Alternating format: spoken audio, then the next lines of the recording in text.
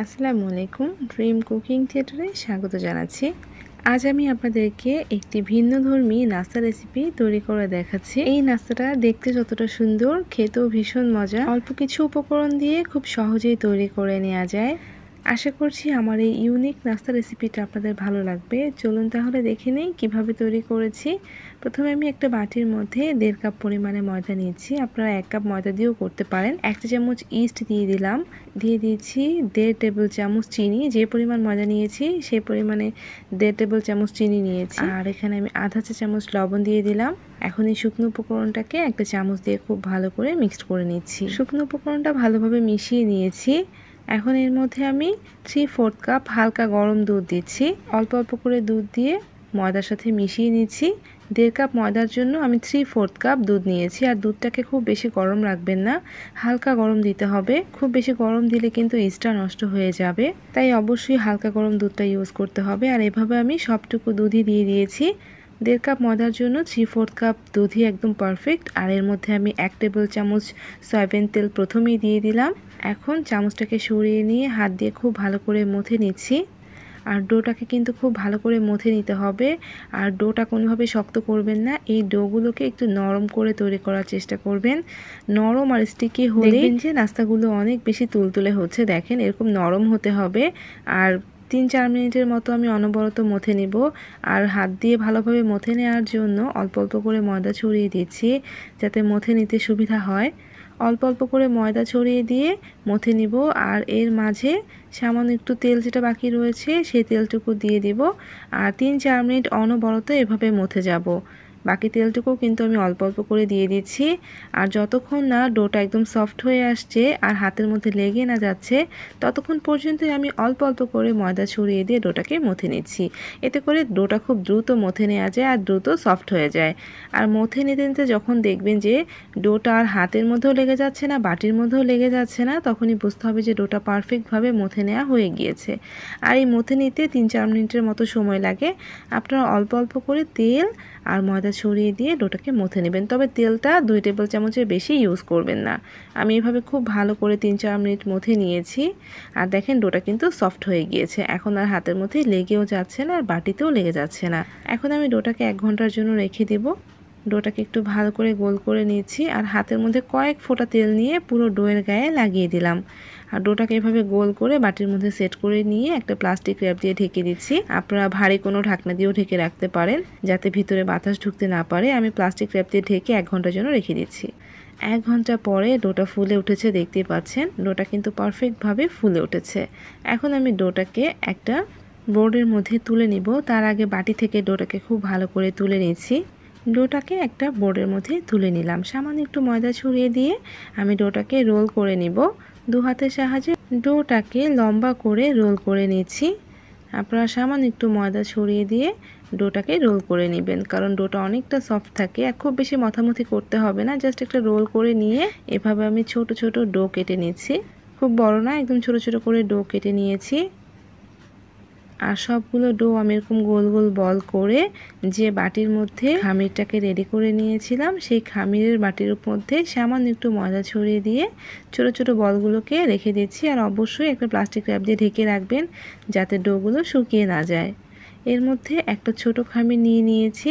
আর খামিরটাকে আমি আরও ভালোভাবে গোল করে নিচ্ছি। সামান্য একটু ময়দা ছড়িয়ে দিয়ে খামিরটাকে আমি এখন বেলে নিব। একটু লম্বা করে ছোট সাইজের একটা রুটি বেলে নিচ্ছি, দেখতে পাচ্ছেন।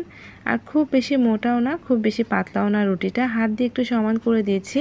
এদিকে আমি এখানে পিনাট বাটার নিয়েছি। আজ আমি এর মাঝে পিনাট বাটারটা ইউজ করছি, দেখতে পাচ্ছেন। আর রুটিটাকে এরকম সমান করে নিয়েছি। নেওয়ার পরে এর মধ্যে আমি 1 চা চামচের মতো পিনাট বাটার নিয়ে একদম রুটিটার শেষ প্রান্তে সমান করে দিয়ে দিচ্ছি। আপনারা দেখলেই বুঝতে পারবেন পিনাট বাটার খেতে কার কার ভালো লাগে। আমার কাছে বেশ ভালো লাগে। আর পিনাট বাটারে কিন্তু অনেক বেশি এনার্জি দেয়, তাই আমি এই পিনাট বাটার দিয়ে আজকে আপনাদেরকে একটা সুন্দর নাস্তা তৈরি করে দেখাচ্ছি। আর রুটিটাকে দেখতে পাচ্ছেন আমি কত ভালোভাবে হাত দিয়ে চেপে চেপে দিচ্ছি, যাতে ভিতর থেকে খুলে না যায়। এরপর একটা স্ক্র্যাপার দিয়ে আমি এরকম চিকন চিকন করে কেটে নিচ্ছি। আপনারা কিন্তু এটা নাইফ দিয়েও কেটে নিতে পারেন। একদম চিকন চিকন করে লম্বা লম্বা করে কেটে নিচ্ছি। আর এখন শেষের দিকে এভাবে হাত দিয়ে খুব ভালো করে চেপে চেপে দিচ্ছি, মানে শেষের দিকটা এভাবে জোড়া লাগিয়ে দিতে হবে।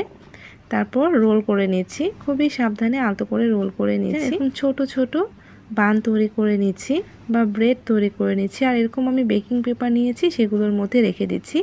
বেকিং পেপারগুলোকে ছোট ছোট করে কেটে নিয়েছি। আর সেমভাবে আমি আরও একটা রুটি একটু ময়দা ছড়িয়ে দিয়ে লম্বা করে বেলে নিচ্ছি। রুটিটাকে একটু লম্বা করে বেলে নিয়েছি। আর রুটিটা আপনারা 1 ইঞ্চি পরিমাণে মোটা রাখবেন।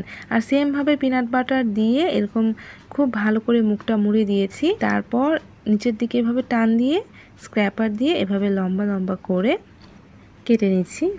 আর শেষের দিকে কিন্তু খুব ভালো করে জোড়া লাগিয়ে দিতে হবে যাতে খুলে না যায়। খুব ভালো করে এভাবে সেট করে নিলাম হাত দিয়ে। এখন যে বেকিং পেপারগুলো কেটে নিয়েছিলাম ছোট ছোট করে, তার মধ্যে রেখে দিলাম।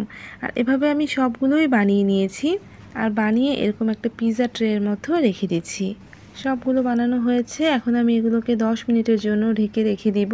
আর 10 মিনিটে এগুলো ফুলে ডাবল হয়ে যাবে। একটা প্লাস্টিক র্যাপ দিয়ে ঢেকে রাখছি। আপনারা যে কোনো কিছু দিয়ে 10 মিনিটের জন্য ঢেকে রাখতে পারেন। 10 মিনিট পরে প্লাস্টিক র্যাপটা সরিয়ে ফেলেছি। যেগুলো প্রথমে তৈরি করেছিলাম সেগুলো কিন্তু ফুলে ডাবল হয়ে গিয়েছে। আর যেগুলো শেষে তৈরি করেছি এগুলো বেশ ফোলা শুরু করেছে। তো প্রথমে আমি যেগুলো বানিয়ে নিয়েছিলাম সেগুলোকে ভাজতে দিচ্ছি। আর শেষে যেগুলো বানিয়েছি এগুলো আবারও ঢেকে রেখে দিচ্ছি। চুলায় আমি তেল গরম করে নিয়েছি। তার মধ্যে এক এক করে ব্রেডগুলোকে ছেড়ে দিচ্ছি। আর ব্রেডগুলো যদি আপনি বেকিং পেপারে রেখে দেন তাহলে এগুলো লেগে যাবে না। আর একসাথে আমি 3-4টা দিয়ে ভেজে নিচ্ছি। আর অবশ্যই চুলার আঁচটাকে লো টু মিডিয়ামে রেখে ভেজে নেবেন, মানে চুলার আঁচটাকে খুব বেশি গরম করবেন না। আর তেলটাকে অনেক বেশি হাই হিট করে নিয়ে গরম করে নেবেন না। তেলটাকে মিডিয়াম আঁচে গরম করে নিয়ে তারপরে এগুলোকে ভেজে নেবেন। আমি সবগুলো এভাবে ভেজে নিচ্ছি। আর দেখতে পাচ্ছেন এগুলো কত সুন্দর একটা কালার এসেছে। এগুলো কিন্তু বারবার একটু উল্টে পাল্টে দিতে হবে যাতে এগুলো পুড়ে না যায়। চুলার আঁচটাকে মিডিয়াম টু লোতে রেখে আমি ভেজে নিয়েছি। কম আঁচে ভেজে নিলে একটু সময় নিয়ে ভেজে নেবেন, তাহলে এগুলো অনেক বেশি সফট হবে আর কালারটাও অনেক বেশি সুন্দর হবে। আর যখন এগুলো একটু হালকা বাদামি কালার হওয়া শুরু করবে তখন এগুলোকে তেল থেকে তুলে নিতে হবে। আমি সবগুলোকে সেমভাবে ভেজে তেল থেকে তুলে নিচ্ছি। একটু সময় নিয়ে আস্তে আস্তে ভেজে নেবেন, তাহলে এগুলো অনেক বেশি তুলতুলে নরম হবে। সবগুলো বানিয়ে আমি তুলে নিয়েছি। এই ফ্রাইড ব্রেডগুলো দেখতে যতটা সুন্দর, খেতেও ভীষণ মজা। পিনাট বাটারের ফ্লেভারটা পুরো ব্রেডে ছড়িয়ে পড়ে, যেটা খেতে অনেক বেশি মজা লাগে। আর এটা কিন্তু অনেক বেশি হেলদি, ছোট বাচ্চা থেকে বড় সবাই খেতে অনেক পছন্দ করবে। আর এই নাস্তাটা দেখতে এত বেশি আকর্ষণীয় যে দেখলেই যে কারোরই খেতে ইচ্ছে করবে। আর এর ভিতরটা কেমন হয়েছে সেটা আপনাদেরকে আমি ভেঙে দেখাচ্ছি, যেটা বেশ ঠান্ডা হয়ে গিয়েছে আমি সেটাই আপনাদের ভেঙে দেখাচ্ছি। আর দেখেন এগুলো কিন্তু তুলতুলে নরম। আর এর ভিতরটা দেখলে আপনার এত বেশি লোভ লাগবে যে আপনি না খেয়ে থাকতে পারবেন না। আর খেতেও কিন্তু অনেক মজা। আপনারা অবশ্যই একবার পিনাট বাটার দিয়ে বাড়িতে তৈরি করে দেখবেন। আশা করছি আপনাদের কাছে আমার এই ইউনিক নাস্তা রেসিপিটা অনেক ভালো লাগবে। দেখতে পাচ্ছেন এর ভিতরটা কিন্তু তুলতুলে নরম হয়ে থাকে। ফ্রাইড ব্রেড বা ডোনাট খেতে এমনিতেও অনেক মজা। আশা করছি আপনাদের কাছে অনেক ভালো লাগবে। ভালো লাগলে প্লিজ রেসিপিটাতে একটা লাইক দিয়ে যাবেন। আর অবশ্যই চ্যানেলটাকে সাবস্ক্রাইব করে আমার সাথেই থাকবেন। সবাই ভালো থাকবেন। আল্লাহ হাফিজ।